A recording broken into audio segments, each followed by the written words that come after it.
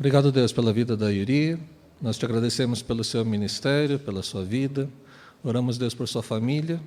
Oramos para que tudo o que ela fizer, ela possa receber as forças que vêm do Senhor, força que venha do Senhor, os recursos. E pedimos, Deus, que o Senhor fale através dela aos nossos corações nessa manhã. Abençoamos ela em nome de Jesus. Amém.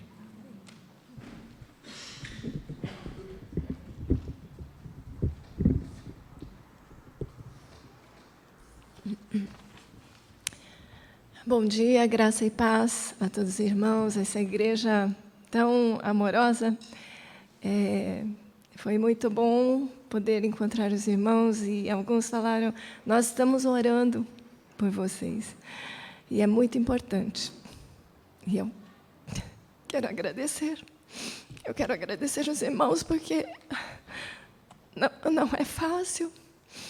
A gente, às vezes, pensa que está sozinho e a gente pensa que está órfão de igreja, trabalhando lá, mas saber que tem uma igreja orando por nós, isso é muito bom. Isso enche o nosso coração. E eu quero agradecer essa igreja porque tem continuado nos ajudando, participando do nosso ministério. Desculpa, eu já estava chorando, Léo, eu tinha parado, mas durante 20 anos, a gente teve uma igreja na Coreia que orava por nós. E eles oravam muito, só que o pastor se aposentou.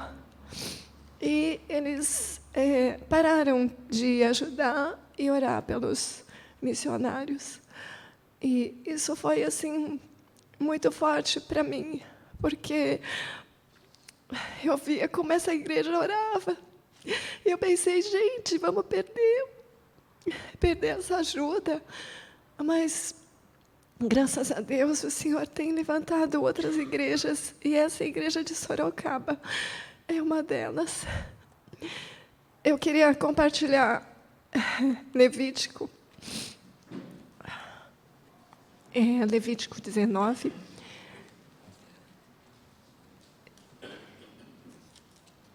Quando o Senhor falou com o povo que tinha saído de Israel. Não, saído do Egito. Levítico 19, 33 e 34. Se o estrangeiro peregrinar na vossa terra, não o oprimireis, como o natural será entre vós o estrangeiro que peregrina convosco, amá-lo-eis como a vós mesmos, pois estrangeiros fostes na terra do Egito. Eu sou o Senhor vosso Deus. E quando o irmão que estava aqui dirigindo o louvor, ele falou, a gente tem que lembrar de onde a gente saiu, e como a gente vivia, e como o Senhor nos resgatou, e nos salvou, e nos transformou. Não devemos esquecer disso. Por que não devemos esquecer? Aqui diz o Senhor, pois estrangeiros fostes na terra do Egito. Nós já passamos por dificuldades. O povo japonês, por exemplo, quando eles chegaram aqui, não foi fácil, não foi nada fácil, eles sofreram muito. Lá em Manaus, um grupo de teatro estava assim, dramatizando como foi a chegada do povo japonês, os primeiros imigrantes, como eles sofreram. Eles foram escravizados, trabalhavam que nem escravos na lavoura. Gente que estava doente, morreu por doença, morreu por fome. As mulheres foram abusadas, né? Então, eles sofreram bastante. E hoje, o povo japonês, ele vive outra realidade, mas eles sofreram. E a gente tem que lembrar do sofrimento para que a gente possa se colocar no lugar dessas pessoas que hoje estão sofrendo, que hoje estão chegando aí. Lá em Manaus começaram a chegar os imigrantes venezuelanos. E a gente via lá na rodoviária muitas barraquinhas, gente dormindo na rua, crianças de meses engatinhando no asfalto, entre os carros, no chão. E, assim, chegaram os indígenas venezuelanos, que eles têm o costume de pedir esmolas, né? Então, pela cidade inteira estavam eles ali. E o governo prestou atenção neles e conseguiu abrigos para eles, e dar comida e abrigo, mas, ainda assim, eles continuam pedindo. Só que os venezuelanos não são apenas os indígenas. Eles eram outros, que estavam invisíveis, eram outros como nós. Encontramos advogados, engenheiros, médicos, de todo tipo. Eram juízes, médica pneumologista, sabe? Fazendo faxina, juiz vendendo água na rua. E, assim, gente que estava desabrigada, gente que se parece com a gente. E esse povo estava, e ainda está, assim, invisível e sem ajuda. Então, o Senhor falou: quando o estrangeiro peregrinar na vossa terra, não o oprimireis. Como natural será entre vós o estrangeiro que peregrina convosco. Amá-lo-eis como a vós mesmos. O Senhor, no Antigo Testamento, falou: ame o estrangeiro como a si mesmo. E Jesus, lá em João, no livro de João, capítulo 13, Jesus deu um novo mandamento. O novo mandamento dele, João 13, versículo 34, diz: novo mandamento vos dou, que vos ameis uns aos outros, assim como eu vos amei, que também vos ameis uns aos outros. Às vezes, a gente não ama a gente mesmo. Tem gente que não se ama, não se cuida, né?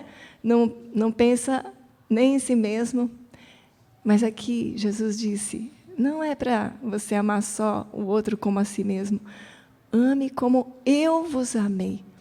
E o amor de Jesus é tão grande que ele deu a própria vida em favor dos seus amigos, em favor de todos nós. É assim que ele quer que a gente ame o próximo. Primeiro o Senhor falou: se coloque no lugar da outra pessoa.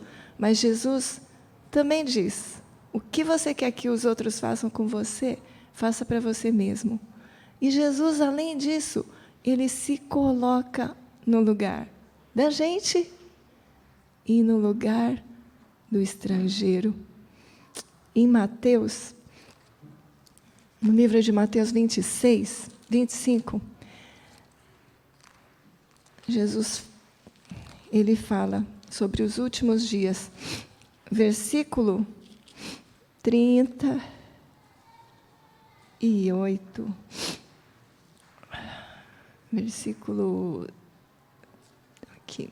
Versículo 31, fala sobre o grande julgamento.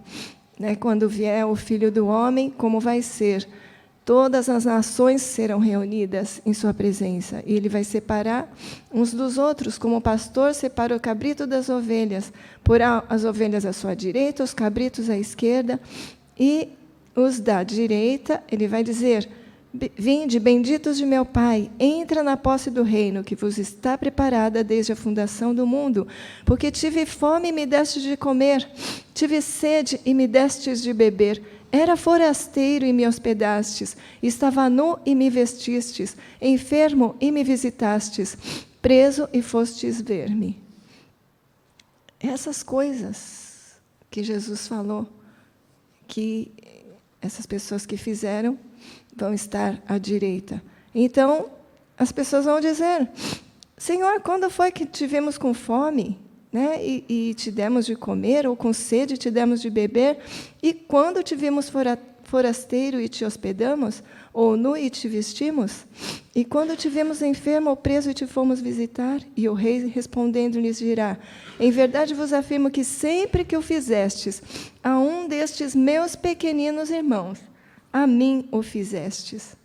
Jesus se colocando no lugar de cada um destes. Pobre, preso, o faminto, o sedento, o sem roupa, o que estava passando frio e o estrangeiro. Era ele, o estrangeiro, cada um deles. E o que nós vamos fazer quando eles estão na nossa porta, estão no nosso país, estão na nossa cidade, estão lá na porta de casa? O que a gente vai fazer? O que a gente pode fazer por eles? Né? Então, versículo... obrigada. Versículo 38. E quando te vimos forasteiro e te hospedamos. Eu queria passar um pouco do slide. Já tem aí, né? Então, aqui. Deixa eu ver. Falar um pouquinho do trabalho. Os venezuelanos... pode passar o próximo, por favor. Lá na fronteira, estavam venezuelanos dormindo em papelões. Lá em Pacaraima, né? Muitos saindo da Venezuela porque não tinha comida e ainda não tem. Eles estavam passando muita fome. O que eles ganhavam lá, o salário mínimo, não dava para um mês de comida, só dava para 4 dias, mais ou menos. Hoje, continua assim. Um salário mínimo corresponde mais ou menos a uns R$25, R$30, o salário mínimo do mês todo. E a comida está muito cara. Acho que não dá nem para comprar uma cartela de ovos. Então, lá está muito difícil. Então, um pastor foi visitar aquele lugar, um pastor de Minas Gerais, viu aqueles venezuelanos todos dormindo no chão. Ele comprou uma barraca, comprou 2, e ele viu o desespero. E ele começou a dar merenda para as crianças, e ele chorava, e ele pedia ajuda dos irmãos lá da igreja de lá: por favor, me ajudem, eu preciso comprar colchão, comprar isso e tal. E ele começou com as barracas. E ele começou a trabalhar lá. Aí, aquela foto lá em Boa Vista. Uma irmã de um seminarista indígena, seminarista nosso, que é indígena, ela morava em Boa Vista e tirou essa foto. A situação de rua das pessoas. Sem comida, sem lugar para dormir, dormindo na rua mesmo. Vivendo em total mendicância. E aquela lá do canto é lá dentro da Venezuela. A situação de desnutrição de crianças, são os velhos, os animais do zoológico, todos assim, nessa situação. Muito triste. Pode mudar. Aqui, chegando já em Manaus, na nossa rodoviária. São 1.000 quilômetros. Até Boa Vista são 200 e poucos quilômetros. De Boa Vista para Manaus são 800 quilômetros. E eles começaram a andar de Pacaraima até Boa Vista, esses 200 quilômetros. Então, lá, 200 quilômetros, uns 4 dias de andança. Mas tem gente andando até Manaus, 1.000 quilômetros. Eles chegam com fome, sem sapato, com os pés assim inchados e em frangalhos. Chegam chorando, totalmente vulneráveis. E essa moça aqui no meio estava na rodoviária dormindo com a sua criancinha, seu esposo. né, ao relento, e nós conseguimos resgatá-la, levamos lá para um dos nossos abrigos. Aquela é outra família que foi mais feliz, não ficou dormindo na rodoviária. Chegou e já levamos direto para um abrigo. E essa outra família aqui estava na rodoviária alguns dias, dormindo no banco, com as crianças jogadas em cima das malas deles. Essa outra família aqui estava na rodoviária também, dormindo já em barraquinhas. Lá na rodoviária tinha cerca de 300 a 400 pessoas dormindo debaixo da ponte. E também ao redor, ali no chão, né, muitas pessoas dormindo. Aí tem as criancinhas lá comendo. E hoje, lá na rodoviária, já melhorou, porque o Exército chegou lá e eles montaram uns barracões, e eles dão a barraquinha para cada um, para montar depois das 6h, e às 5h já recolhem. E, durante o dia, eles não podem ficar lá. Tem que ficar rodando pela cidade, procurando emprego, fazendo alguma coisa. Mas, um dia, eu cheguei ali, né, na rodoviária, para tentar pegar uma família que a gente ia ajudar e levar para nosso abrigo, e tinha essa criancinha lá, um menininho de 7, 8 anos, sentadinho ali, nessa posição. Eu pensei, gente, coitadinho, né? Coitadinho. Porque o Exército e o governo são instituições, né? Instituições que a gente diz, é o governo, culpa do governo, é o Exército que tem que fazer, mas só que amai o próximo como a ti mesmo, ou ame ao próximo como eu vos amei, esse mandamento não é para o governo e nem é para o Exército.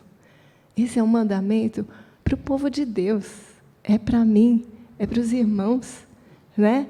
Então, não adianta a gente dizer que é culpa do governo, que é culpa deles. É nossa responsabilidade. Cabe a nós obedecermos. Essa é a vontade de Deus, que amei o próximo, que amei uns aos outros como eu vos amei. Está aí o mandamento. A vontade de Deus é obedecer. É só obedecer. E quando eles chegaram lá e via tudo aquilo, eu pensei, eu tenho que obedecer. Ele mandou eu fazer, eu vou fazer. Eu tenho 4 hernias de disco, estava fazendo a faculdade de letras para ensinar português para os indígenas, e já estava assim, o nosso caixa da missão estava zerado.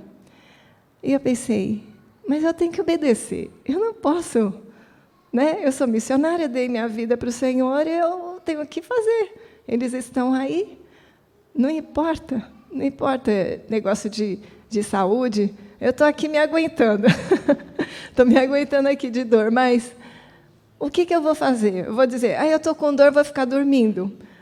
Eu não tenho dinheiro, eu não vou fazer.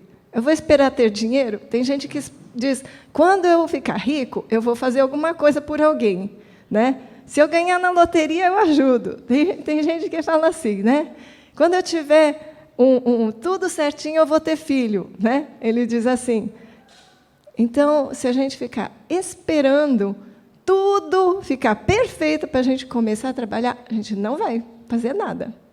E o que nós vamos fazer com essa vida que Deus nos deu? Essa oportunidade, a vida que Deus nos deu é essa. É o momento agora. A gente não sabe quando que a gente vai, né, partir. E Ele nos dá essa oportunidade de fazer isso. Você não tem tempo, não tem dinheiro, não tem saúde, mas você tem a vida. Tem uma vida para ser vivida enquanto Deus te dá essa vida aqui. O que você vai fazer com ela? Vai ficar jogada assim, dizendo que está doente, por isso não vai fazer nada? Aí eu acho assim, é um desperdício viver só para nós mesmos. É um desperdício. Quando a gente... Por exemplo, o menininho dos 5 pães e 2 peixinhos, ele podia comer, podia ter comido aquilo, né? Os outros estavam com fome, mas aquilo era a mãe dele deu para ele. Por que ele vai distribuir? Mas não, ele deu. E Jesus multiplicou, e ele comeu, e todo mundo comeu, e sobrou. E Jesus, como os bons japoneses, ele disse, motainai não, recolhe tudo, né? Recolhe tudo. Jesus não gosta de desperdício. E a nossa vida não pode ser desperdiçada. Nós temos que usar para dar frutos para o reino de Deus. Se você der o pouco que você tem, Jesus vai multiplicar. Sabia? Ele vai multiplicar.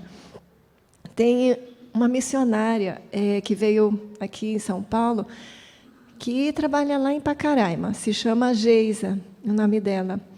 Ela foi curada de câncer, foi tratada na Venezuela, ela é brasileira, mas ela se tratou na Venezuela e veio para o Brasil, de volta. E depois os venezuelanos estão nessa situação, ela começou a ajudar os venezuelanos. O marido é frentista, né? Antes ele era mecânico de avião e tal, mas ele perdeu tudo que tinha, virou um frentista. Mas ela falou, eu quero ajudar esse povo. Eu vou ajudar esse povo. Quando eu estava precisando, eu recebi ajuda. E essa mulher, sem nenhum dinheiro, né, sem nada, passando dificuldade, ela não reclama. E ela é a pessoa que mais está conseguindo trazer venezuelanos para Manaus e para outros lugares. E ela sozinha, de voluntária, né, porque ela entregou a vida. Então, ela conseguiu chegar aqui em São Paulo para fazer um check-up, né, da saúde dela. Eu dei, acho que foi R$100 de oferta para ela, na conta dela. E ela falou, ai, irmã, obrigada. Eu não tinha nem passagem para ir para o hospital. Agora eu tenho, irmã. Muito obrigada. E agora também eu posso ir lá no evento, e ela foi no evento ontem. Uma pessoa assim, né? Eu pensei, olha, é tão pouquinho, mas ela ficou muito agradecida. E pode passar o próximo. Então, eles chegaram lá na rodoviária. Como eu vou fazer? Os abrigos eram poucos. Tinha um abrigo da Igreja Católica, tinha um outro abrigo chamado Jacamim, que tem 50 vagas, mas eles sempre dizem que nunca tem vaga, e ficou em reforma durante anos, então não aceitava ninguém. E tinha o abrigo dos indígenas Waraus, que é só o Warau. E os outros venezuelanos estavam na mão. Então, nós começamos a abrigá-los, né? A gente tinha umas kitnets para alugar, de onde eu estava tirando o sustento. Aí eles ficaram lá. Encheu as kitnets, eu tive que começar a alugar outras kitnets que não eram minhas. Aí, com o dinheiro da minha kitnet, eu já pagava outra kitnet. Estava uma loucura. Aí nós tínhamos também uma casa que a gente morava, onde depois se tornou abrigo dos haitianos. Depois dos haitianos, começaram a vir os indígenas. A gente hoje tem... Esse abrigo é um prédiozinho de 3 andares, onde temos 30 estudantes universitários indígenas. Aí o meu marido, né, porque eu fiquei viúva do pastor Seung, aí casei novamente com Ezequiel, né, acho que alguns devem conhecer. Ele, que é indígena, ele estava cuidando ele cuida, né, dessa casa. Ele desocupou o primeiro andar. Aí os venezuelanos passaram lá para aquela casa no primeiro andar. Eram 17 no começo. Em pouco tempo ficaram 43. Né? Primeiro piso tinha 4 quartos, 43 pessoas, imagina. E tinha, então, gente na sala, dormindo que nem sardinha. Lá fora tinha algumas barraquinhas também. E era assim. Depois disso, uma igreja lá nos Estados Unidos resolveu ajudar e dar assim, oferta para alugar. Então, nós saímos de lá, alugamos uma casa de 3 quartos e era R$ 1.600. Graças a Deus. Era 1.800, abaixei para 1.000, né? A gente pechinchou, R$ 1.600. E lá chegou a ter 72 pessoas. Hoje tem 61, né? Uma casa de 3 quartos. Só que, graças a Deus, tem também um escritóriozinho e lá atrás tem 3 edículas pequenininhas. Então, a gente consegue bastante. Aí lá a gente colocou barracas. Hoje deve ter umas 8, 9 barracas. E os quartos, antes não tinham beliches, nós ganhamos 12 beliches, né? E nós colocamos nos quartos. Lá, quando eles chegam, então, antes não tinha nada, agora já tem cadeiras, né? E um sofá. Assim, e lá a gente faz reuniões, ensina a palavra, compartilha, faz culto. Lá já tem uma igreja. Então, cada um desses abrigos que a gente começou tem um pastor, tem pastores que nos ajudam de fora e outros que moram lá dentro, que são venezuelanos. E, assim, dessa forma, a gente compartilha o Evangelho. Alguns que estavam desviados se reconciliam, outros aceitam a Cristo, outros recebem a Cristo como Salvador, outros escutam o Evangelho e decidem, né, se vão continuar ou não. Alguns decidem que não, mas tiveram a oportunidade. Aqui é um pastor argentino que conseguiu a oferta para o aluguel. Ali a gente tinha ganhado 2 mesinhas infantis, né, de criança, e lá é que se reuniam as pessoas para comer e também para estudar a palavra e com as crianças. Aqui, essa outra casa aqui, é a segunda da direita para a esquerda, é uma outra casa, porque aquela estava muito cheia, aí eu aluguei essa outra, muito baratinha, por R$ 400, tinha 2 quartos, e a gente lá passaram algumas famílias, né? Chegou a ter 19 pessoas. E as famílias chegam, conseguem trabalho e já vão para as suas novas casas, que eles começam a alugar e já vão para as suas vidas. Porque são pessoas como nós. Eles não querem estar nessa situação de abrigo por muito tempo. Eles vieram para recomeçar a vida deles. Pode passar a próxima. Então, aqui, né, primeiro essa família que estava no abrigo, e depois eles saíram, já está trabalhando. Pode. Deixa eu fazer uma entrevista. Você vai explicando. São quantos abrigos hoje? Bom, hoje só temos 3. 3 abrigos. Uhum. Cada abrigo custa quanto, mais ou menos, para manter? Quanto custa? Cada abrigo? Mais ou menos uns 3.000 a 4.000 reais, se for contar com o sustento de alimento. R$3.000 paga o aluguel, a conta de água, a conta de luz e algum alimento. Isso.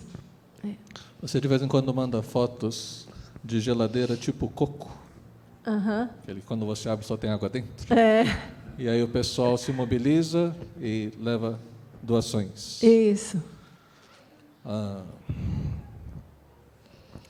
A Jéssica é formada em farmácia, é formada em contabilidade e também um curso superior de suporte em UTIs. Pré-hospitalar. Pré-hospitalar. Eu vi um vídeo que a Yuri mandou. Tem uma médica que está contente porque arranjou emprego como garçonete no restaurante japonês. Não sei. Tudo isso que ela tem contado.